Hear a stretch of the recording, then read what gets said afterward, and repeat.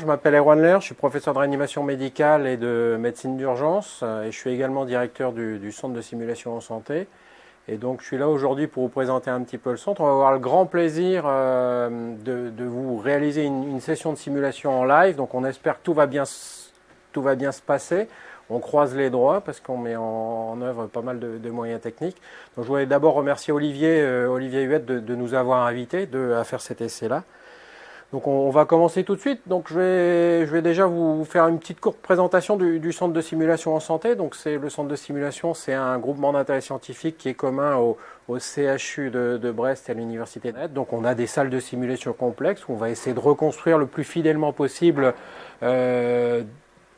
des salles de travail pour essayer de favoriser l'immersion. Donc on a des mannequins haute fidélité qui parlent, qui respirent, qui ont les réflexes automoteurs, tous les réflexes physiologiques. Et puis ces mannequins, on va les piloter de la régie. De la régie, on va pouvoir faire évoluer l'ensemble des constantes physiologiques et faire évoluer l'environnement pour faire en sorte que ça ressemble le plus possible à ce qui va se passer dans la vraie vie, pour favoriser vraiment cette immersion, pour favoriser le stress, mais le bon stress, celui qui va favoriser les apprentissages. Et donc on a 2 salles de simulation, on reviendra longuement après là-dessus, puis vous le verrez en action surtout. Et puis on a aussi, bien entendu, comme dans tout centre, des choses plus basiques, des salles de gestuelle, de procédures dans lesquelles on va apprendre à intuber, poser des perfusions. Ça, c'est vraiment quelque chose qui est devenu maintenant assez banal. Alors, ce qu'on va vous faire là maintenant, c'est un peu plus poussé, c'est vraiment de la simulation complexe. Donc, on a essayé de focaliser, bien entendu, sur le thème de la journée, qui était l'hémodynamique. Donc on va mettre en situation une équipe d'internes et d'externes, donc qu'il faudra remercier à la fin, on espère que ça va bien se passer pour eux, et qui vont travailler comme dans la vraie vie avec une infirmière et une aide-soignante du service de réanimation, qui vont appeler notre équipe d'internes et d'externes parce que le patient dont ils ont commencé la prise en charge va commencer à aller un petit peu moins bien. Et une fois qu'on les aura mis en situation pendant 10 à 15 minutes, on basculera dans la salle de débriefing qui est par derrière, et dans cette salle de débriefing, si on peut voir une petite image de ce qui se passe, dans la salle de débriefing, il y a 2-3 autres apprenants qui sont là, donc vous voyez l'ensemble du groupe qui est avec nos 2 experts, et donc Gwenaël Pratt, qui est le médecin en charge de la simulation aujourd'hui, qui est PH en réanimation médicale, animera l'ensemble du groupe, et l'idée du débriefing, c'est de parler de tout ce qui s'est bien passé, tout ce qui s'est mal passé pendant la simulation, et les experts seront là pour nous amener leur point de vue, pour essayer de nous dire comment les choses auraient mieux pu être prises en charge. Et donc maintenant, je crois qu'on n'a pas grand-chose d'autre à faire que de démarrer la simulation. Je vais juste quand même dire une chose. Vous avez vu passer sur le bandeau antérieurement nos petits fils Twitter, les fils YouTube. Je vous invite vraiment à aller dessus, visiter le site du centre, et puis on espère vous accueillir très prochainement pour des formations continues sur le site. Pendant la simulation, si vous avez envie d'interagir avec nous avant qu'on commence les interactions là, je vous invite à nous envoyer des tweets sur le fil Twitter Césim Santé. Donc pour ceux qui ont Twitter, vous tapez Twitter Césim Santé, vous nous envoyez les petits messages et on essaiera de capter tout ça et d'essayer d'y répondre. Dans la salle avec vous sur le Quartz, vous avez Vin Nguyen qui est notre chauffeur de salle, vous l'avez vu. Donc Vin se chargera de recueillir les questions en fin de séance et puis d'animer tout ça. Et puis vous avez également Pierre Montfort qui est notre technicien qui est là avec nous. Parce qu'il ne faut pas l'oublier, si ça marche tout à l'heure, on ne sait pas encore si ça va marcher, mais si ça marche, ça sera grâce aussi à l'équipe technique. Donc il y a Guy Bescon qui a la technique audiovisuelle, il y a Pierre Montfort qui est sur la logistique. Et donc il y a Gwenaël Pratt qui gère la séance. Donc maintenant je crois qu'on peut démarrer tout de suite la séquence de simulation. A plus tard. Voilà, donc juste pour vous présenter un petit peu les personnes qui sont là et puis les personnes qui vont intervenir pour la séance de simulation et le débriefing. Donc on a fait appel à Romain qui est externe dans notre service actuellement. Il y a Marie qui est interne d'anesthésie, Faucine qui est interne d'anesthésie également, Vanessa qui est aide-soignante, Christelle qui est infirmière de réanimation chez nous, et donc il y a Fabrice et Jacques qui vont intervenir donc comme experts dans le débriefing. Voilà. Donc, alors de quoi s'agit-il? Eh bien en fait il s'agit de... Alors, je reprends ma feuille, de monsieur Carmela. C'est un monsieur qui a 63 ans, qui a comme antécédent une hypertension artérielle, un tabagisme. Il a bénéficié d'un stent sur l'interventriculaire antérieur en 2013. Il est marié, il a 4 enfants. Et 1er octobre, en fait, vers 23h, son médecin traitant l'a adressé aux urgences puisqu'il présentait un tableau de détresse respiratoire. Voilà, donc c'est ça qui l'a amené aux urgences. En fait, depuis 3 jours, il avait une asthénie avec des douleurs abdominales et puis progressivement, il y a une toux qui est apparue et de la fièvre. Et c'est ça qui donc l'a amené aux urgences. Donc aux urgences, lorsqu'il est arrivé le 1er octobre, et donc on est le 9 aujourd'hui, il est arrivé Glasgow 15, bien conscient, mais déjà en détresse respiratoire. Il était polypnéique avec une fréquence à 30 par minute, il tirait, il avait déjà des sueurs, une saturation à 92% sous 15 litres au max de concentration. Donc on l'a transféré en réa dans la nuit du 1er octobre. L'équipe qui l'a reçu a tenté de faire une alternance VNI au petit flot pour voir si on arrivait à améliorer un peu les choses, mais malheureusement, au bout de 12 heures, il était épuisé, donc il a été intubé le 2 octobre. Une fois intubé, donc on était en tableau. Alors ça, c'était sa radio. La première radio, c'est la radio avant intubation. On voit bien qu'il y avait poumon malade. Et puis, donc intubé, ventilé. La radio, la deuxième radio dit, si tu veux bien, intubé, ventilé. Donc c'est la radio du jour. Bon, entre-temps, il a présenté le tableau de SDRA, évidemment. On a été obligé de le mettre 2 fois en décubitus ventral. Il est ventilé actuellement et depuis son SDRA avec 6 ml kg de volume courant. Une PEP à 14, il a une FiO2 qui était à 70, qu'on a réussi à baisser hier à 45. On a essayé de sevrer la PEP, mais ça n'a pas trop fonctionné. Aujourd'hui, les choses sont un peu plus instables. Déjà ce matin, il a désaturé 2 fois, on a été obligé de remonter la FiO2 à 70. Et voilà, donc là, il est intubé, toujours sédaté, il est non plurarisé.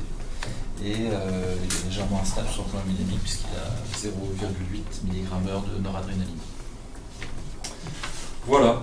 Donc, Christelle et Vanessa, je vais vous accompagner jusqu'à la salle et puis donc voilà, on va démarrer la séance de simulation et on se retrouvera dans cette pièce-ci tous ensemble après pour le débriefing.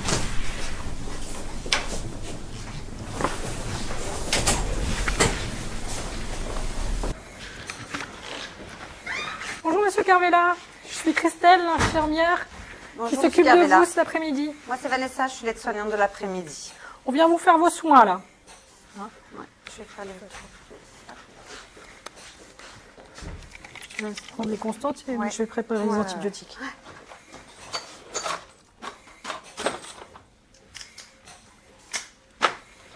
Je vais faire le retour température.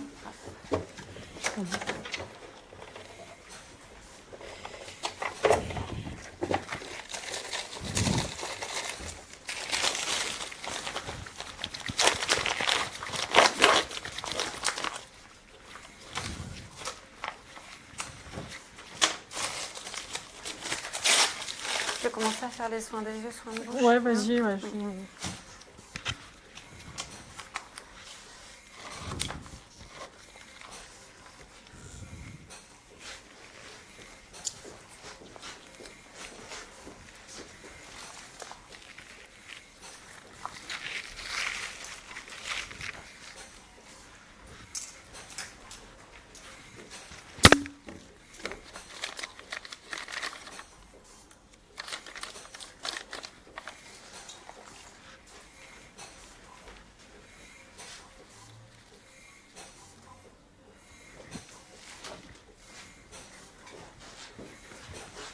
Je fais un soin des yeux, monsieur. Ouais.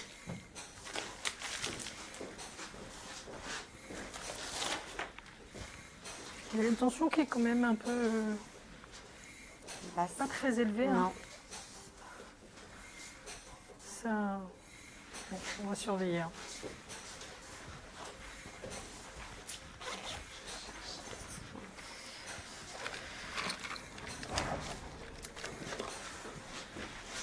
La tension descend.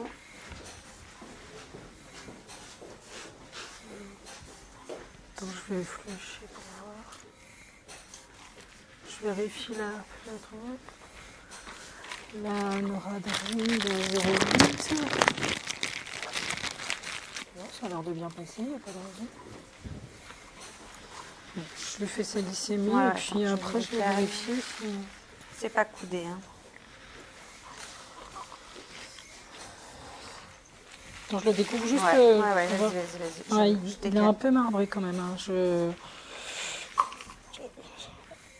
On va le découvrir et puis je vais Ouais. essayer de lui lever les jambes. Je vais la glycémie après. Avant tout, je vais soulever ses jambes. Alors, on regarde. On va. Attends, je vais faire si tu veux, c'est plus facile de Ouais. tenir les deux. On est à 53 de ta main. Ouais. Tu regardes. Je soulève Ça vos monte. jambes, monsieur. Ouais. C'est mieux.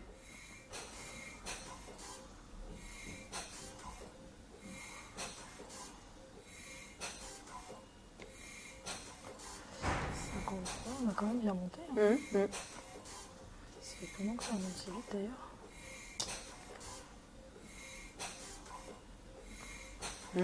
Ça redescend. Je trouvais bizarre. Tu veux que je tienne? Tu veux C'est un vérifier, long, tu sais? mais je sais pas trop. Je crois que c'est plus simple. Je te laisse appeler l'interne. Ouais. Tu lui dis qu'on est chez Monsieur Carvela, qu'il est Que sa tension chute. que sa tension a chuté brutalement là, que j'ai levé les jambes et qu'il est monté de 2 points en levant les jambes. D'accord. Et que Je ça sais pas trop descendu si- après. Je sais pas trop qu'est-ce qu'il faut faire, s'il faut le remplir ou s'il faut monter les années.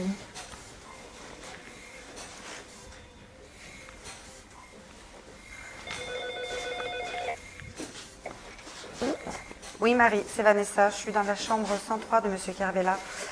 Écoute, il a eu une chute de tension.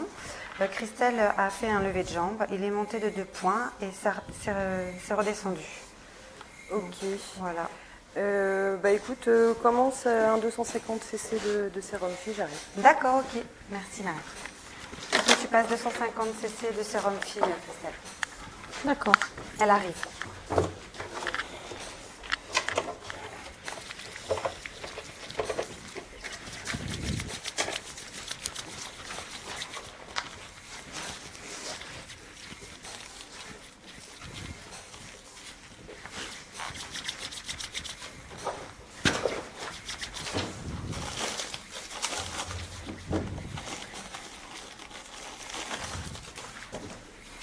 Ta picarde.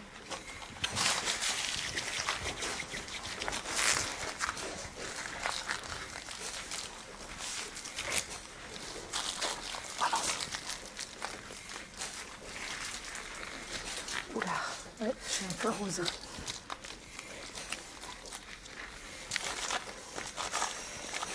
Bon. Ah, Marie. Salut, Marie. Bonjour Marie. Bon, j'explique pas trop. Je sais pas si tu te rappelles, Monsieur Carvela. Carvela, vas-y, redis-moi vite fait. Donc, qui est rentré pour un SDRA, qui a... Ah oui, c'était le monsieur qui avait les légionellose. C'est ça, Ouais, ok. qui a fait des Ok, DB, ok.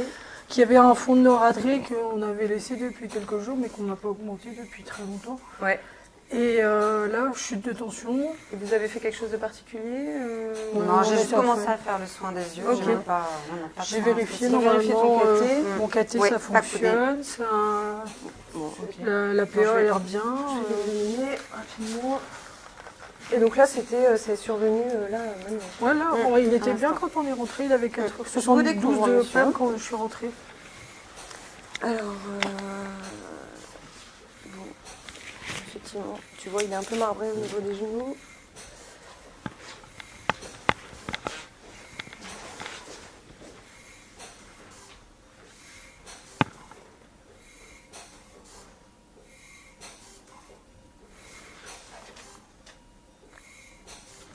Ok.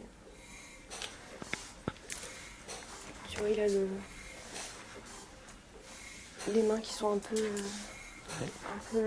vasoconstrictées en périphérie. Alors, est-ce que... donc là, tu as commencé le remplissage. Oui. Ouais, d'ailleurs, on va bientôt Et quand tu as levé finir. les jambes, t'es passé de combien de... Comment la tension a varié? Ben, T'as gagné... je gagnais, je N'empêche, sais pas, 3 points, presque ok, un de an. moins. Bon, là, on n'a pas l'impression que ça fasse grand-chose. Est-ce que... Alors, attends, je vais essayer d'afficher le delta PP. Attends, tu t'appuies sur le... Voilà. Et normalement, il apparaît là. Ouais. Voilà, tiens, regarde. Ok, donc le delta PP est à 15, donc on va poursuivre le remplissage. Mais après, Je passe l'autre 250. Tu sais, tu m'as dit de passer 250 là. Donc je repasse 250. ouais, tu peux poursuivre. Et on va faire l'écho quand même parce que le patient, c'est lui qui est ventilé en ventilation provisoire. Tiens, Romain, je veux bien que tu ailles chercher l'écho s'il te plaît. Je prépare quelque chose en attendant. On va attendre un petit peu. Et t'as combien de noradresse? 0,8. Merci. Parce que...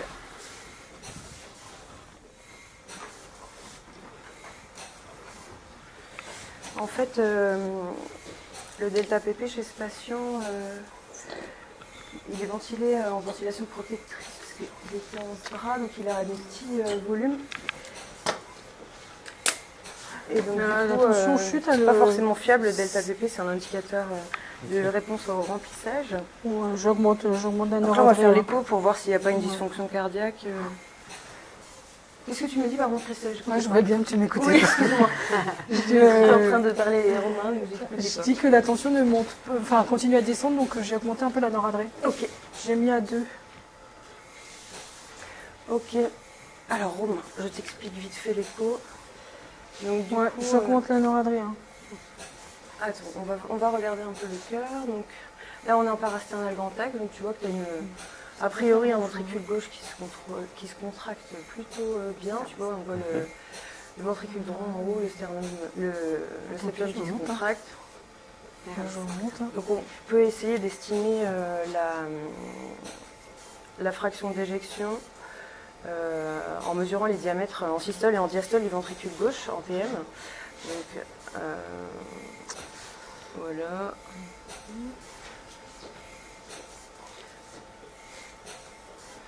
Donc on a une fraction d'éjection qui est estimée donc, à 61%. Donc la normale, c'est normal pour cette mesure. Donc probablement qu'il n'y a pas de dysfonction cardiaque en tout cas. Tu restes au coup, tu me dis, je vais Ouais, préparer la fringue pendant que tu me dis si Je j'ai surveille la tension. Ouais. Ouais. Petit axe. Donc ici tu as le cœur qui est en coupe comme un saucisson. Donc là on est au niveau transaortique, donc là tu vois bien la valve aortique avec ses 3 feuillets. A priori on voit qu'il n'y a pas de joint sur les valves. Et donc ensuite, en balançant le cul de la sonde vers la tête du patient, on arrive à la transventriculaire. Et donc là tu vois c'est pareil, la contraction a l'air homogène, parce qu'il me semble que c'était un monsieur qui avait des antécédents de coronaropathie. Oui, il y a eu des stènes. 57. Ouais, et donc du coup, là on voit que la fraction d'éjection est plutôt, la contractilité cardiaque est plutôt correcte a priori. On va passer en 4 cavités. Donc là c'est une coupe qui permet de voir bien les 2 ventricules et les 2 oreillettes. Donc l'image est inversée. 157 de PAM et 60. Ouais, je peux augmenter la droit, noradresse. à gauche et inversement. Donc on voit que... 55. Combien t'as de noradresse, Christelle? Ben 3 parce que le Oula, remplissage ça monte pas, mais Ouais. comme il bouge pas sa pomme, j'ai augmenté Ouais. pendant que tu faisais ton écho. Ok, ouais, bon bah d'accord. Je termine l'écho. Donc ça contracte bien. Les cavités droites sont l'air. Ouais. On n'a pas l'impression qu'il y ait de cœur droit dilaté en tout cas. Alors on va faire une sous-costale. Alors.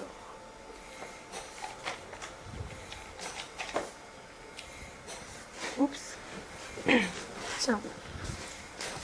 J'ai oublié de mesurer la cavité. On a direct augmenté, ça fait à 57 de PAM. On mesure l'ITV aortique qui nous permet d'estimer si le volume d'éjection systolique est correct ou pas. En gros, c'est une approximation. Et donc là, on a une ITV à 20, ce qui est normal pour la valve aortique. Ensuite, on peut essayer de regarder comment est le profil mitral. Donc, on fait un tir de Doppler pulsé à travers la valve mitrale et on mesure l'onde E, donc qui est l'onde la plus grande, et l'onde A. Donc là, on a un rapport E sur 1 qui est à 1,3. Ce qui nous indique E est supérieur à, ce qui ne nous indique pas vraiment grand chose pour le remplissage. On va passer en sous-costale du coup pour essayer de voir la veine cave, puisque la veine cave peut varier si le patient est précharge dépendant en diamètre. Donc là, bon, elle a l'air confortable, plutôt relativement dilatée, qui ne se collabe pas du tout avec les cycles ventilatoires, tu vois. Et donc, en sous-costal, on peut utiliser cette voie-là. Des fois, chez les patients qui sont ventilés, on voit pas bien. Là, on voyait bien chez lui. Mais tu vois, on peut avoir les mêmes coupes qu'en en parasternal, en sous-costal. De même pour la quête cavité. Si tu te mets ici en sous-costal, tu peux attraper la quête cavité. Ça peut permettre parfois d'avoir des belles images chez les patients ventilés. Donc du coup, si on conclut l'examen, le patient, il a une fraction d'éjection qui a l'air correcte, avec pas d'hypokinésie. On remonte toujours pas sa tension. Il n'a pas de critères de précharge dépendance sur l'écho. Ouais, je suis Combien à de 5 noradré, de noradré, là.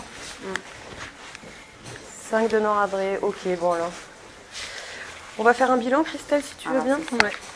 On va prélever un gaz du sang artériel et un gaz du sang veineux et des lactates. Ouais. Et puis on va voir, parce que là... Tu veux bien me préparer les bons, Vanessa? Oui, je prépare. Donc là, tu vois, moi, je n'aurais pas poursuivi le remplissage sur l'écho qui ne nous indique pas qu'il serait précharge dépendant. Et bon, le delta PP était plutôt élevé, mais chez lui, ça paraît un peu limité. Donc on va voir le bilan. Tu veux une on va gaz du essayer sang, de voir c'est ce que tu veux? Gazo, il me faut 2 et puis des lactates. Christelle, est-ce qu'il avait de la fièvre? Oui, il avait 39. D'accord. Parce que bon, il a dit que initialement c'était quand même... Fin du scénario, merci.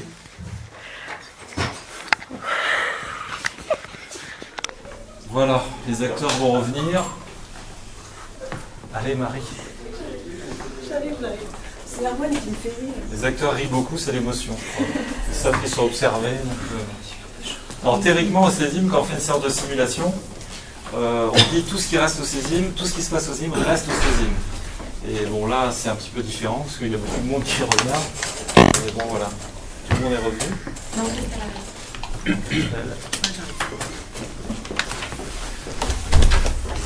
Bon alors, qu'est-ce qui s'est passé?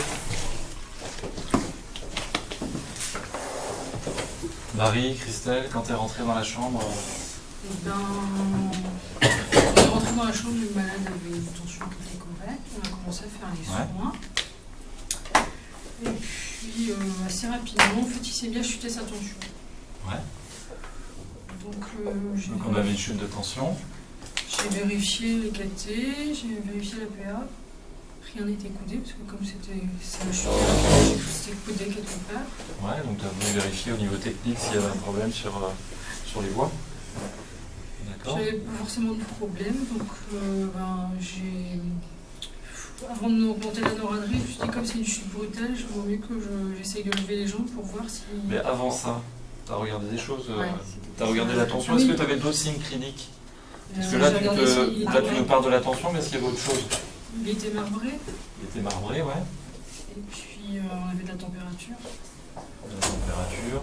Et sa fréquence cardiaque, Sa fréquence cardiaque était tachycarde à 120. Ouais.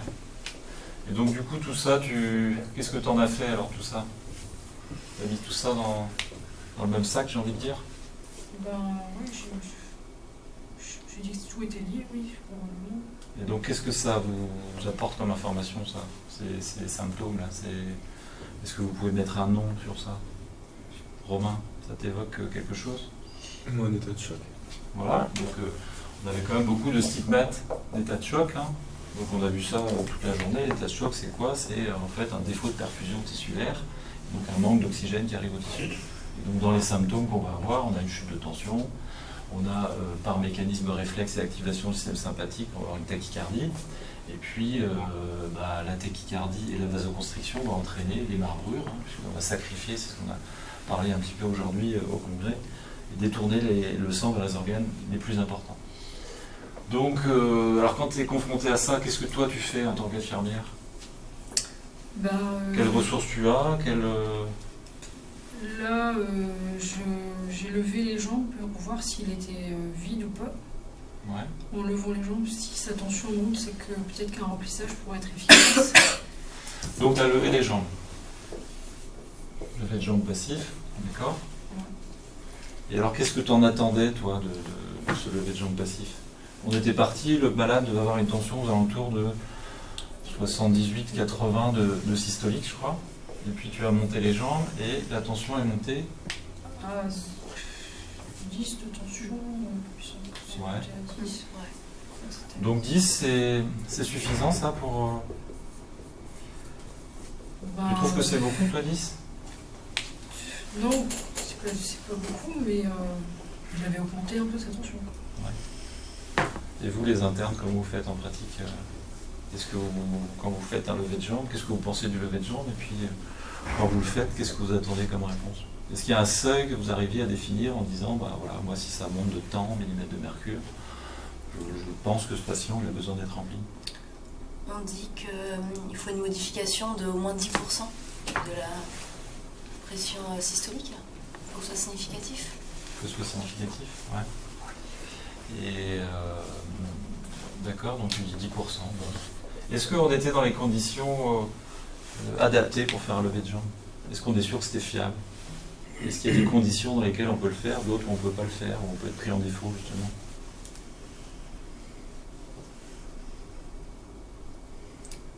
Là, le malade était sédaté. Ouais. Parce que c'est vrai que le lever de jambe, ça peut être aussi douloureux Et pour le donc, malade. Oui, ça peut entraîner une hypertension juste du fait de la douleur. voilà, si le donc patient- on peut aussi avoir une activation du système sympathique parce que le patient est douloureux, parce qu'on lui fait mal, parce qu'on le stimule. Et puis du coup, il va monter sa tension par ce biais-là, mais pas forcément parce qu'on fait un remplissage dû au fait que le sang qu'il y a dans les jambes a tendance à...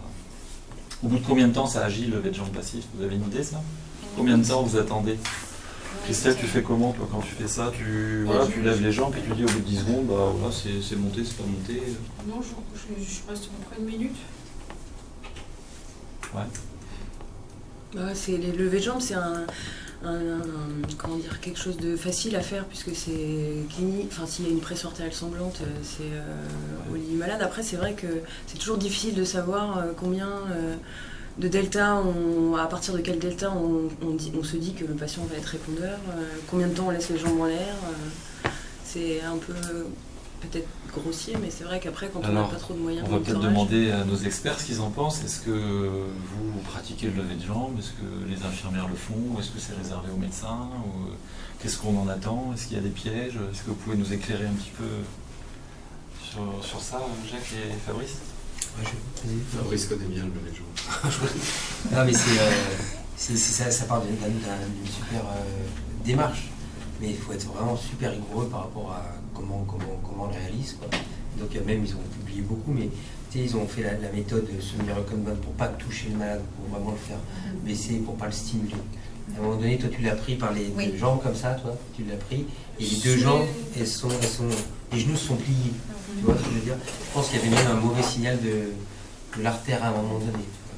Tout ça pris en compte, juste sur la technique, il ne faut pas rentrer trop long, je pense que la technique est plus avec le lit qu'autre chose. Et surtout, quand on remplit, on monte d'abord le débit. Et ensuite, si c'est un super remplissage, on va peut-être monter la tension et donc la baisser. Donc en fait, pour dire un lever de jambe positif, c'est quelque chose qui monte le débit ou à la rigueur la pression pulsée, c'est-à-dire la différence entre les deux. Donc la systole, c'est jamais vraiment un truc, alors je ne connais pas la littérature, peut-être tu peux nous dire, mais c'est pas parce qu'il a pris 2 points de systole qu'on va dire c'est forcément le remplissage qui est venu des jambes qui était dans le débit. C'est forcément au moins. Le mieux, c'est un débit. Mais si par hasard on n'a pas de débit et qu'on veut le faire dans des bonnes conditions, je pense que c'est l'augmentation de la pression pulsée. Ouais. Deux messages, c'est qu'il faut basculer le lit, il faut pas prendre comme ça les jambes parce qu'on fait potentiellement une stimulation sympathique. Et l'autre chose, c'est que si on n'a pas de débit, la pression pulsée qu'on n'utilise pas assez en réanimation, c'est vraiment un indice direct du volume d'éjection systolique. Donc c'est, dans une première approche, c'est vraiment quelque chose d'intéressant à regarder. Voilà, donc c'est vrai que tu vois, Christelle, souvent les infirmières dans le service, elles ont pris un peu l'habitude de lever les jambes et puis... Et c'est les médecins qui le font chez nous. Ouais. Donc, c'est comme ça, c'est une habitude de service. Après, c'est pas du tout. Je trouve que c'est un bon réflexe et tout, etc. Et que c'est très bien. Hein. C'est simplement dans il faut se mettre d'accord sur comment on l'exécute, comment on le fait. Et ça peut être tout à fait une manœuvre faite par les infirmières dans les conditions. C'était très bien ce que vous aviez fait. Voilà, donc il y a peut-être des choses à peaufiner, peut-être avec l'équipe, et puis que voilà, si vous le faites, peut-être qu'on le fasse de façon optimale, comme ça a été décrit, voilà, et puis c'est vrai que si on le fait un peu de travers, comme on a fait là, lever les jambes, on va pouvoir être pris en défaut, parce que voilà.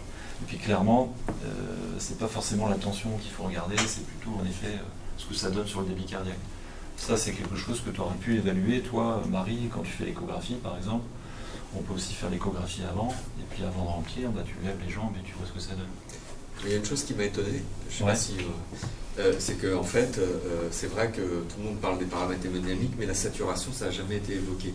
D'ailleurs, ça vous a pas du tout fait réagir. Personne. J'ai regardé, il y a eu des sats et après ça remontait. Parce qu'au départ, il a une saturation qui est d'emblée, alors c'est un patient qui est en SDRA, mais il a une saturation qui est d'emblée très basse, puisqu'on part on est à 93 au maximum, et puis on va descendre progressivement. Ce que je veux dire, c'est que jamais il a été évoqué un potentiel problème respiratoire. C'est vrai que vous l'avez ausculté, donc vous avez vérifié qu'il n'y avait pas de pneumothorax ou quelque intubation sélective, et jamais on a pensé à un problème de machine, un problème très rapidement à éliminer. Oui, tout à fait, c'est un point important. L'hémodynamique, c'est pas que le cœur et les vaisseaux, c'est aussi le poumon. Et donc, les poumons sont entre le cœur droit et le cœur gauche. Et s'il y a un problème pulmonaire, X ou Y, ça peut avoir un retentissement sur l'hémodynamique. Donc, c'est vrai que c'est important d'avoir ça en tête. Et puis, ça va aussi dans l'autre sens. Quand vous remplissez le patient, si c'est efficace, on peut aussi voir la saturation qui monte. Donc, bon, ok, pour le lever de jambes passif, je ne sais pas si vous savez ça, mais comme autre piège, il y a aussi, par exemple, les patients qui ont des bas de contention. Ça aussi, ça peut fausser aussi l'interprétation. Parce que finalement, comme les bas de contention compriment les veines, et bien, finalement, il n'y a plus grand-chose à vider, j'ai envie de dire, quand on lève les jambes. Le remplissage passif, comme ça représente à peu près 150 millilitres. C'est comme ça que ça a été décrit dans une étude, à peu près. Et il faut attendre quand même 1 minute pour voir l'effet. Si on fait trop tôt ou trop tard, souvent d'ailleurs on lève les jambes puis on voit l'effet qui s'estompe. Alors juste sur comme ça pour bien insister sur la différentielle, c'est que une augmentation de débit cardiaque, ça peut entraîner donc un élargissement de la différentielle, une augmentation de volume d'éjection systolique indirecte, mais la pression peut ne pas monter tellement. C'est pour ça qu'on dit que c'est très bien quand la pression monte. Mais parfois, dans les levées de jambes, la pression va très peu monter parce que le débit peut entraîner en même temps un effet de dilatation au niveau de l'aorte, et donc on va avoir une pression qui ne va pas trop bouger. Donc si on regarde la pression, c'est vraiment un paramètre quand on n'a rien, et c'est pour ça que la différentielle, la pression pulsée est vraiment l'indice qu'il faut prendre. Donc ok, pour le lever de jambes, après t'es passé à quoi alors, Marie? Tu t'es dit, bon voilà... J'ai voulu mesurer le delta PP. Ouais. Bon, et alors? Qu'est-ce qu'il t'a dit, le delta PP? Il m'a dit 15. Et alors 15, c'est bien? C'est quoi le seuil normalement? C'est 12%, mais après, au-dessus de 12%, on peut se dire que le patient est potentiellement répondeur. Et après, il y a une espèce de zone où on ne sait pas trop si c'est très bas, potentiellement il ne sera pas répondeur, mais entre 8 et 12, a priori, on ne sait pas trop. Et là, tu étais dans les conditions adéquates pour le faire? Est-ce que tu peux nous rappeler un peu toutes les pièges ou... Tu as vérifié ça avant de le faire? J'ai regardé que le patient j'ai regardé le rythme cardiaque qui était sinusal. Ouais. Dans ton service, tu l'as de façon automatisée, le delta PP? Oui, il faut juste faire une manipulation sur le scope. Et s'il n'est pas sinusal, ça arrive quand même à le mesurer ou t'as déjà fait attention à ça? Ça le mesure quand même. Mais du coup, si ton patient n'est pas sinusal? Ouais. Non, il faut que le patient soit sinusal. En temps en temps, parce qu'une extrasystole isolée comme ça va passer. Mais si le patient a vraiment beaucoup d'arythmie, ça ne va pas le mesurer. Donc tu auras un point d'interrogation. C'est ça qu'on voit là sur le scope. Donc tu as vérifié qu'il était en rythme sinusal, ouais, d'accord. Qu'est-ce que tu as évité comme piège aussi? Il était en ventilation contrôlée, mais après c'était une ventilation à petit volume, donc c'est un peu potentiellement, ça peut être une limite pour l'interprétation du delta PP. Alors est-ce que c'est vraiment une limite ça? Est-ce que c'est vraiment important le volume courant? Est-ce qu'il n'y a pas quelque chose derrière le volume courant et derrière l'état pulmonaire qui est peut-être plus important que le volume en lui-même? Le fait qu'il soit ventilé avec une PEP importante? Ouais, mais alors oui, et au-delà de ça, par rapport au poumon... Le fait qu'il ne rapport... déclenche pas, Alors, il faut pas qu'il y ait de... Dans les pièges, il faut vérifier qu'il ne déclenche pas. Donc le patient, là, il n'était pas curarisé. Est-ce qu'il déclenche? Bon, ça c'est à toi de voir, mais même des fois, c'est vrai que même non curarisé, on a l'impression que le patient ne déclenche pas, mais il peut infléchir quand même. Il faut faire attention.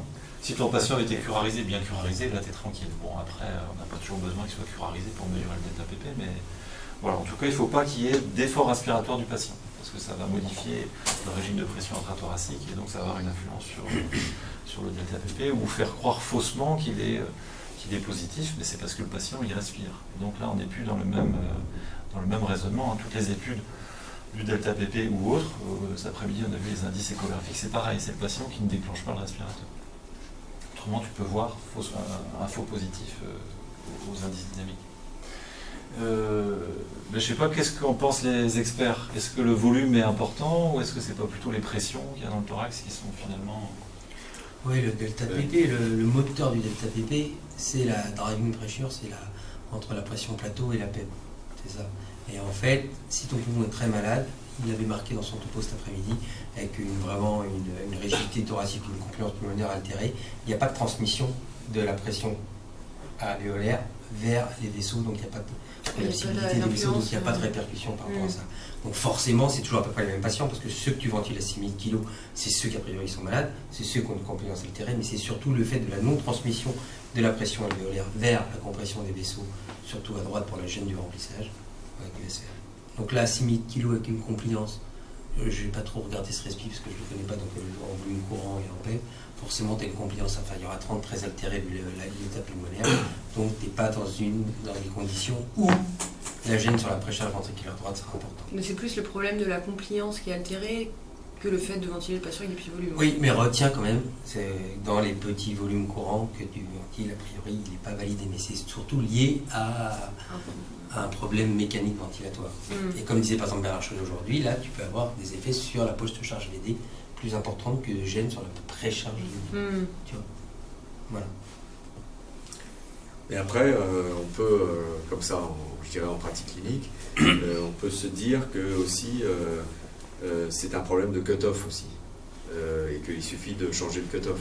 C'est ce qui est évoqué dans certaines publications. Ouais. Donc là, si à la limite, on a un delta PP qui est à 12, en petit volume courant avec une compliance altérée, je dirais que c'est quand même quelque chose qu'il faut regarder, puisque là, si on l'avait à 8, on pourrait être piégé. Mais, voilà. Mais en l'absence de cœur pulmonaire aigu. Oui. Si tu as ton poumon altéré, tu peux dire que ça transmet moins bien, donc tu peux te permettre d'avoir 18% de variation de delta PP, mais attention quand même au cœur pulmonaire aigu, dans les cas les plus graves. C'est pour ça que tu as fait l'écho ou après. Puis là, il y a un élément très important qui doit toujours, tout de suite, de toute façon, le cœur pulmonaire aigu, il faut être obsédé par ça. C'est pour ça que l'écho est très intéressante, parce qu'elle apporte un plus, elle nous permet de le voir. Et là, il y a une chose qui doit faire tout de suite réagir, c'est qu'il ne répond pas du tout à la montée de noradrénaline. Donc, soit il est très très vide, d'accord, mais soit on a en fait un problème de cœur pulmonaire chronique. Il faut toujours, quand on n'a pas de réponse à un remplissage ou à de la noradrénaline, il faut toujours essayer faut toujours se dire, est-ce que j'ai une dysfonction gauche, est-ce que j'ai une dysfonction droite. On commence à voir vos tweets, il y en a qui sont déjà sur l'apéritif. Donc encore un peu de patience, ça va pas tarder. C'est ça les gens organisés. Bon, alors, delta PP, d'accord, et après tu es parti sur l'échographie. Alors tu fais toujours cette séquence-là ou tu vois ça comme ça ou voilà,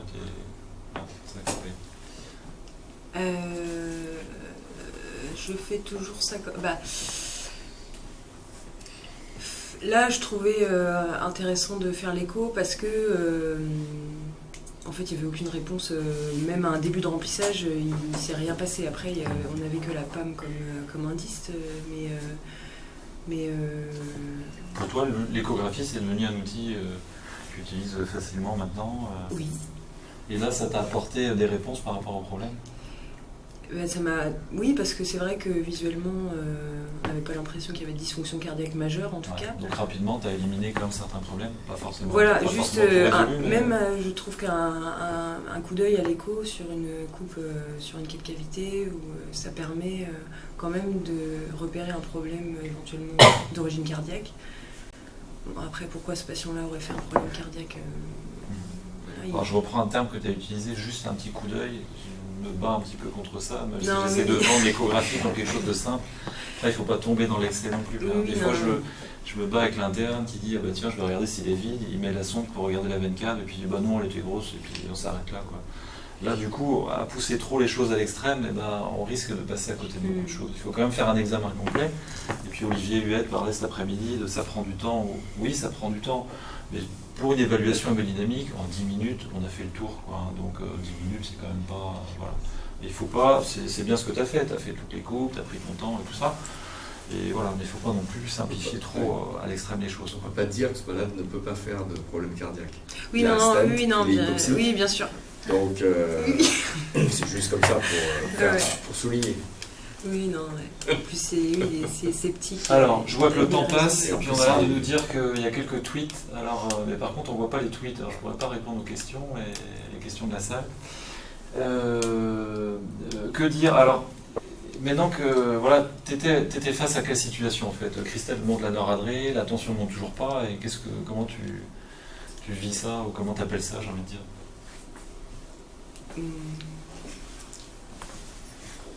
C'est un choc réfractaire. Un état de choc réfractaire. Ouais, alors c'est quoi un choc réfractaire?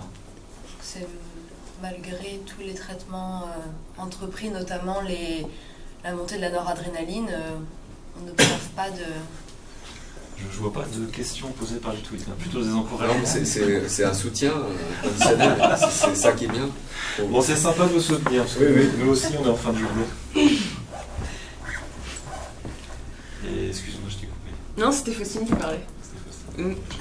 Non, mais oui, on dit... Voilà, c'est malgré le remplissage vasculaire, la montée de la noradrénaline, on n'observe pas d'amélioration de la PAM. Ouais. Alors qu'est-ce que tu attendais? Tu t'es dit, maintenant je vais passer à d'autres examens. Tu as voulu faire la SVO2, les lactates, tout ça. Qu'est-ce que tu en attendais? Eh bien, après...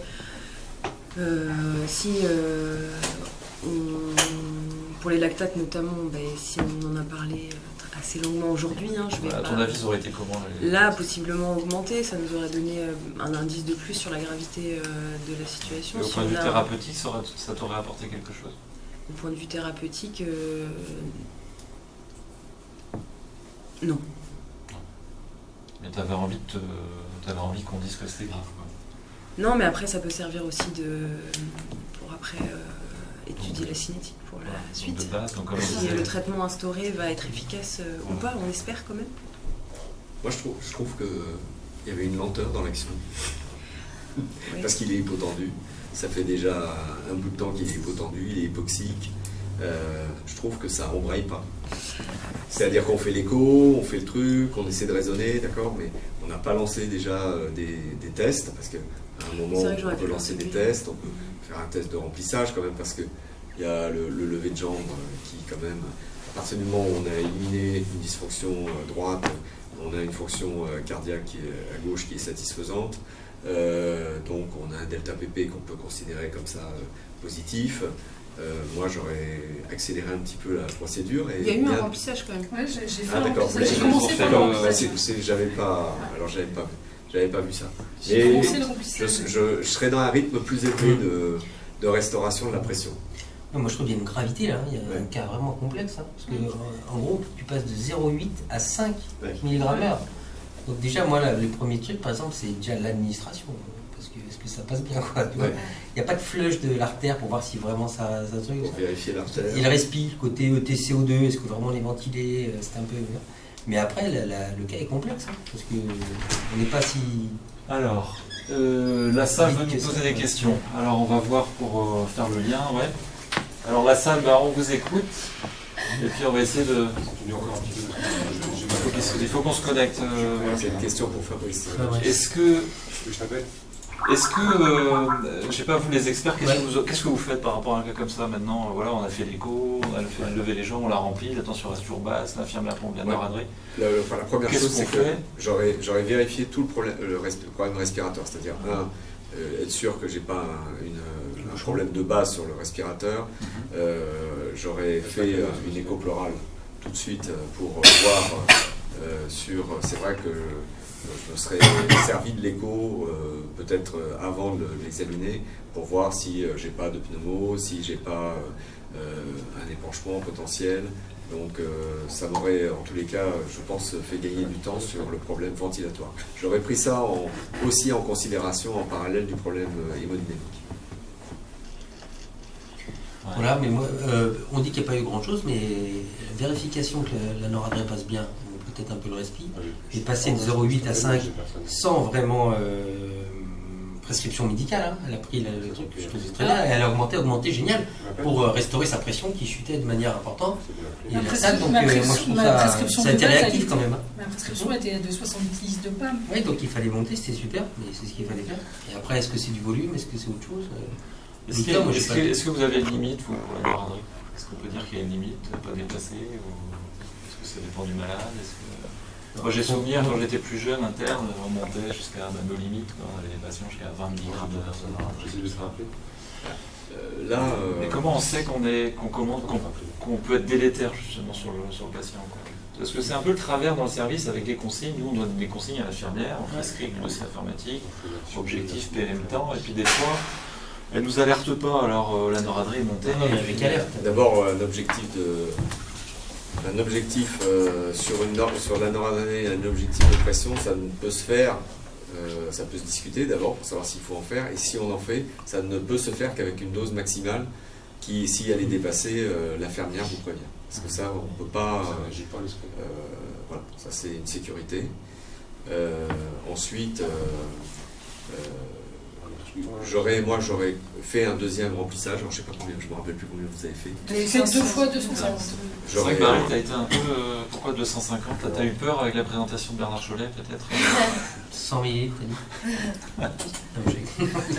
Vas-y, fais tomber. Je vois pas de réponse sur la tension, ni à l'écho, pas de critères de précharge dépendance. Je me suis dit que sans doute le problème n'était pas de pneumonie. Et après, c'est vrai que ça marche pas. L'augmentation de la noradrée était excessivement rapide et j'aurais dû poser la question pour le KT. Comment? Poser la question pour le KT, si le KT avait pas un souci. Ouais. On a dit après, Christelle l'avait vérifié. On flush, la qualité de l'artère, la qualité du signal. Tu vois, la courbe, on flush, on regarde revenir. C'est très important d'avoir une sorte de checklist dans sa tête sur les problèmes techniques. Sur le début. Il ne faut pas perdre de temps avec ça parce que voilà, mais il faut checker ça très, très vite parce que bon, ça arrive en réanimation. Pour être sûr d'avoir éliminé ça. Et ensuite, quand même, dans des situations un peu complexes comme ça, où beaucoup de choses arrivent quand même, et où on fait beaucoup de choses, c'est pas les malades des études. C'est pas les malades, quand on fait des malades sur le remplissage, les patients sont stables pendant la dernière demi-heure. À partir du moment où tu vas remplir, monter la noradrée, monter la noradrée, tu peux plus te baser là-dessus. Tu vois, tu donnes et tu vois l'effet de ton médicament. Tu vois. Ouais. Bon. Erwan, vas-y pour les questions, parce qu'apparemment Skype ne marche pas. Donc la question c'est pourquoi y a-t-il eu un premier remplissage de 250 avant d'évaluer l'hémodynamique du patient? En gros, c'est ce qu'on aurait... Donc, pourquoi est-ce que tu as fait comme ça, Marie? Est-ce qu'il y avait moyen de faire autrement? Est-ce qu'il aurait pas mieux valu d'emblée aller chercher sur l'hémodynamique et faire l'écho? Ouais. Erwan. Voilà. Alors je sais pas, Marie, elle a quand même regardé certaines choses. Bon, l'infirmière lui a dit que le lever de jambe avait permis d'entraîner une augmentation de la tension. Donc voilà, alors bon, on a discuté du fait que ça n'a pas forcément été fait dans les règles de l'art, mais tu t'es basé là-dessus, quoi, Marie?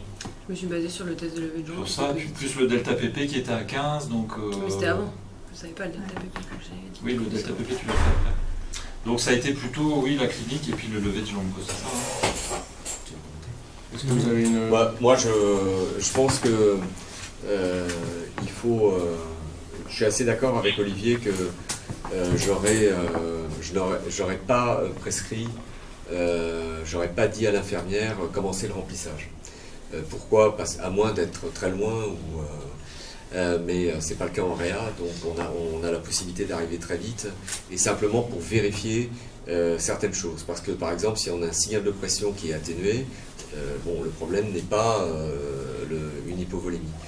Donc la tête de pression, est-ce qu'elle était au bon niveau? C'est des choses bêtes, mais je trouve que c'est bien de faire après avoir vérifié, puisque on n'arrête pas de dire qu'il faut faire attention à remplir les malades, les remplir à bon escient et faire des tests de remplissage. Donc c'est vrai que dans la vraie vie, ça arrive partout, et encore plus la nuit où on dit oui, passe-lui ça. Je trouve que c'est pas bien. D'accord. On n'est pas logique. Première réponse. Est-ce qu'il y a d'autres questions dans la salle? Alors, juste, il y a une question en fait par rapport à l'indice discordant. Oui. On a un delta BP qui est élevé, on a un levé de jambe positif, et puis à l'écho, aucun argument pour remplir. Alors, en pratique, donc pour ce cas, qu'est-ce que les experts auraient fait? Et deuxième question, de façon générale, quand ça nous arrive d'avoir des indices discordants, comment ils gèrent la situation? On laisse la réponse aux experts. Juste pour le fait que ça paraisse discordant, les indices, c'est vrai que là, on a essayé de faire une simulation pour et puis concentrer ça dans le temps, bien évidemment. Donc, du coup, ça peut paraître un petit peu bizarre notre cas clinique, mais voilà, on n'allait pas non plus faire durer les choses pendant 3 heures. Voilà. Mais je laisse les experts répondre sur les indices discordants ou sur les. Ouais. Les indices discordants, on va dire, veine cave qui ne bouge pas. Attention, hein, comme ce matin, veine cave inférieure, donc extra-thoracique, avec un patient à la ADS avec des grosses pressions pulmonaires. Donc la veine cave, c'est normal qu'elle ne bouge pas, qu'elle soit gonflée comme ça. Ça m'étonnerait qu'elle soit distensible sur ce chose-là. C'est un piège très fréquent, la veine cave inférieure. Ensuite, on a un VD un peu gonflé. On a un lever de jambe qui est peut-être fait dans les règles de l'art et tout ça, donc qui ne va pas être indispensable. Pour moi, le cas est complexe. Le cas est complexe. On rentre dans la chambre. Il faut dire des choses quand tu rentres dans une chambre. Donc moi, 250, je les aurais fait passer. J'aurais démonté la noradrée pour savoir. J'aurais fait une écho de débrouillage. Et ensuite, je pense qu'il faut un monitorage continu du débit pour titrer notre thérapeutique et voir les effets de notre thérapeutique. Voilà. Mais passer une petite phase là, parce qu'on monte vite de 0,8 à 5 mg en 10-15 minutes, il se passe, pour moi il décharge, hein, c'est ça, non? Il a 39,7 de température. C'est quelque chose que... Là, c'est peut-être ça aussi qu'il faut traiter. Ouais, comme ça, c'est vrai qu'il y a des choses qui sont discordantes, mais ça arrive souvent quand même sur les malades, des choses discordantes comme ça. Simplement, le piège sur la veine cave inférieure, donc moi je n'aurais pas tenu compte de l'appréciation de la veine cave inférieure, justement avec un patient qui a des pressions au plateau potentiellement élevées. Je serais... il y a des éléments, 2 éléments. C'est d'abord, si on est dans un début de choc septique grave, on peut avoir des problèmes à la fois d'hypovolémie et de vasoplégie sévère. Donc on est peut-être encore en retard en termes de volémie. Donc c'est pour ça que j'aurais continué un remplissage. La deuxième chose, c'est qu'il y a un élément qu'on sous-estime énormément, à mon avis, c'est l'élément vasodilatateur de l'hypoxie. Et là, on a un patient qui est hypoxique déjà depuis un certain temps. Et on peut avoir d'abord des dysfonctions cardiaques très importantes qu'on n'avait pas là, mais on peut avoir aussi une vasoplégie importante. Donc déjà, j'aurais essayé d'améliorer mon oxygénation chez ce patient. On est à 70%, donc j'aurais aussi joué cette composante-là. Donc ma stratégie là, ça aurait été de retenter une expansion volémique et monter la FiO2, demander des gaz du sang, pour avoir un petit peu de vision sur le problème pulmonaire. C'est bon, vous avez bien entendu les réponses dans la salle? Oui. Parfait. Alors oui, tout à fait. On a une autre question, c'est finalement dans l'influence du NO. Est-ce que le NO peut être, en tant que vasodilatateur, peut aggraver finalement une situation hémodynamique? Première question. Voilà. Bon. je ne sais pas, les doses de NO, c'était 10 ppm. Il n'y a pas de NO. Il n'y a pas de NO. Le NO ne peut pas, à lui seul, expliquer une aggravation aussi brutale. Ce n'est pas le NO. Il faut sortir de ça de la tête. Ça ne peut pas être le NO à ces concentrations. C'est pas le... Non, la question c'était plus, est-ce que le NO pourrait aggraver? Mais la réponse à l'inverse c'est non. Non. Pour moi, c'est pas une aggravation aussi brutale, c'est pas un problème de NO. C'est bon pour la réponse? Oui, très bien. Alors, il y a une question également. Là, Marie a demandé un gaz du sang qui va prendre, ça dépend, hein, mais on a fait qu'il y a tout le temps de la biologie délocalisée, ça peut prendre une demi-heure. Bon, le patient il a 7 de tension, donc c'est vrai que dans nos recommandations, on travaille beaucoup de la SVO2 veineuse. Le patient là, il a 7 de tension, SVO2 dans une demi-heure, qu'est-ce que je fais, voilà. Alors, d'abord, juste, je te laisse répondre après. Moi, je pensais à un gaz du sang parce que je m'inscrivais dans la biologie délocalisée, donc on l'a en 5 minutes. Quoi. Donc, je vais pas attendre les résultats du gaz du sang, mais il s'inscrit dans... donc, je vais monter la FiO2 avant d'attendre les gaz du sang. Voilà, ça c'est le premier commentaire. Ensuite, la SCVO2, de toute façon, je sais à peu près à combien elle est. Là, on va avoir une SCVO2 qui va être à 55. Donc, je pense que ça ne va pas être un élément déterminant dans ma stratégie. Oui, mais bon, pareil, de toute façon, forcément, hein, on va demander un bilan.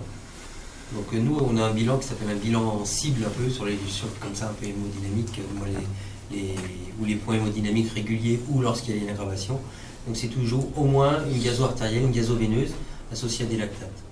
Qui reviennent, quand ils reviennent, délocaliser ça va un peu plus vite, mais au moins, c'est pas pour ça qu'on va pas essayer de stabiliser le patient, mais on verra les SVO2 du moment. Je n'en ai pas parlé là, mais le CO2 veineux là qu'on regarde aussi, et un peu les lactates pour que tout le monde soit d'accord. Ok, vous avez encore d'autres questions dans la salle? Oui, une autre question. Est-ce qu'il n'aurait pas fallu quand même baisser la PEP qui était à 14? La question c'est, en l'absence de cœur pulmonaire à une écho, on serait flagrant, est-ce que vous ne pourriez pas tenter de baisser un peu la PEP? C'est une question pour... Non, là, c'est une question pour les experts. Mais non, c'est un point de vue. Évidemment, mais on est dans le choc complexe avec beaucoup de choses. Moi, je pense que quand même, il faut voir notre malade accroché à un moment donné à un noradrénalique. Il faut quand même qu'il y ait une accroche, là, parce qu'on descend. On ne sait pas trop jusqu'où on va descendre. Mais c'est sûr que dans l'arsenal thérapeutique, c'est gêner, diminuer la gêne du ventricule droit, si à un moment donné, elle peut quand même exister. Si, comme a dit Jacques, hein, la montée de la FiO2, elle me paraît essentielle au début. Et après, on repart dans une stabilisation hémodynamique, puis adaptation de la respiration. De toute façon, la PEP, si elle pose problème, elle pose problème parce que le patient est hypovolémique. C'est-à-dire que, évidemment, il faut baisser la PEP pour éviter une diminution du retour veineux, mais ce n'est pas le traitement, c'est simplement que, je pense que si elle était à 14, c'est qu'elle devait être à 14. Donc, il faut la baisser transitoirement pour déjà essayer si c'est un problème de retour veineux, d'ailleurs c'est un bon signe, ça permet de voir si c'est vraiment ça, pour essayer de remettre du retour veineux et de remplir un peu le patient. Mais, évidemment, c'est pour ça que derrière, il faut quand même tenter un deuxième remplissage. Parfait, c'est bon. Vous m'entendez? Erwan? Oui. Oui, donc il y a autre chose là, parce qu'en fait on a une augmentation assez brutale des catécholamines, donc on a évoqué un problème mécanique, un problème respiratoire, mais on n'a pas parlé de problème métabolique, et notamment de l'effet de l'acidose métabolique sur les catécholamines. Donc on remplit là, vous préconisez de remplir le malade. Jacques a dit qu'il remplirait, mais non, j'ai pas dit que je remplirais. J'ai dit que je tenterais, parce que sinon Bernard va me faire la gueule. On n'a plus de son, voilà. Vous avez plus de son, là? Ça tombe bien. Vous entendez toujours ou pas? Ça y est, c'est revenu. On t'a entendu, Jacques. Donc j'ai dit que je ferai un remplissage réfléchi de 250 millilitres en regardant la réponse. Ta question avait trait à une potentielle acidose et hyperchlorémique aussi ou... Effet de l'acidose sur les catécholamines. Olivier? Oui, tout à fait. Oui, tout à fait. L'acidose hyperchlorémique, alors, je sais pas, moi je vais juste répondre sur l'acidose hyperchlorémique. On sait qu'il y a une acidose hyperchlorémique qui est induite par le remplissage en fonction du soluté qu'on va utiliser, mais à ma connaissance, et Jacques pourra confirmer ou pas, j'ai jamais vu une seule étude qui montrait que l'acidose hyperchlorémique avait la moindre conséquence clinique. Elle est indiscutable biologiquement, mais on n'est pas du tout certain que c'est la moindre conséquence. Je pense que l'acidose lactique a certainement plus d'impact que l'acidose hyperchlorémique, mais à ma connaissance, il n'y a pas de données. Oui. Donc vraiment, je partirai pas sur cette piste-là. Moi, je partais sur l'acidose métabolique, pas sur l'acidose hyperchlorémique. D'accord. D'accord. Alors, est-ce que le fait d'avoir monté les amines de façon rapide était susceptible d'aggraver l'acidose métabolique? Ou de signer le fait que les amines ne fonctionnaient plus? Alors, je pense que ce qui... indirectement, je vais répondre, c'est un peu la même réponse, mais je crois que y a l'hypoxie, ça a un vrai effet vasodilatateur et dépresseur myocardique important. Quand vous êtes à ces niveaux de saturation, on peut avoir une vasodilatation qui est importante, et si elle est en plus d'un problème septique, elle peut vraiment être difficile à réverser. Donc c'est pour ça que j'aurais augmenté rapidement la FiO2. Voilà. Évidemment, l'hypoxie, elle va générer de l'acidose. Mais je crois que plus que c'est l'hypoxie que réellement l'augmentation du lactate qui entraîne une vasodilatation. Mais l'augmentation du lactate, comme j'ai dit tout à l'heure, ça induit, comme le lactate est un régulateur vasculaire, ça induit aussi une part de vasodilatation. D'accord, parfait. Alors, est-ce peut-être une dernière question éventuellement? Olivier? Alors, la question, c'est finalement quel niveau d'hypoxie ou de saturation on tolère dans ce cas-là?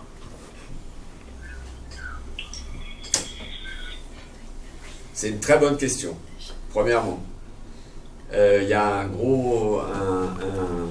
sur quel est le niveau optimal de saturation dans un SDRA. Il y a une étude qui va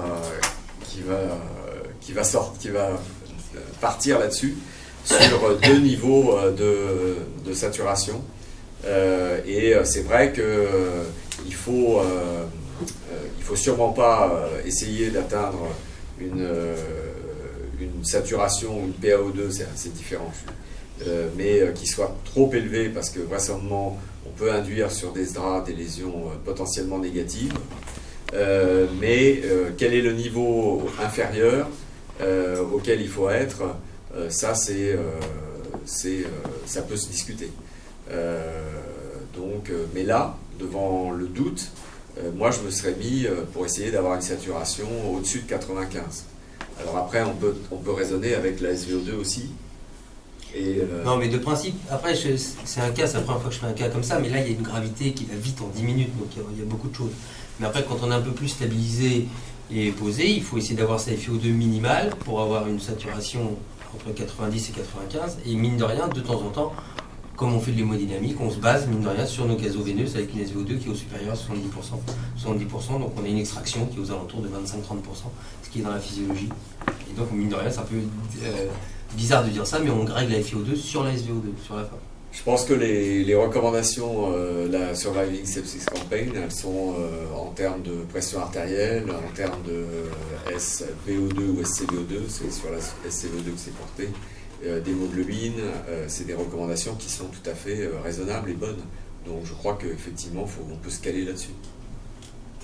Parfait, je crois on va s'arrêter là pour les questions de la salle. Il y a juste quelques tweets, on va juste terminer là, avant de remercier tout le monde. Il y avait une question sur le vécu des acteurs en simulation. Est-ce qu'ils sont comme ça dans la vraie vie? Est-ce qu'ils ont vraiment eu envie de rire ou est-ce qu'ils étaient stressés? Marie? Toujours stressée par la simulation, évidemment. Moi, je peux juste dire qu'elle est comme ça dans la vraie vie, quand même. Dans le service. Et après, moi, c'est vrai que je pense que c'est personnel, mais j'ai pas de mal à me mettre dans la situation clinique. Et je pense pas trop me déconcentrer pour les simulations. Ça peut arriver, mais c'est plus parce qu'on connaît les gens, mais sinon, non. Moi, je suis pas gênée de faire ça. Ça me stresse, mais ça me gêne pas.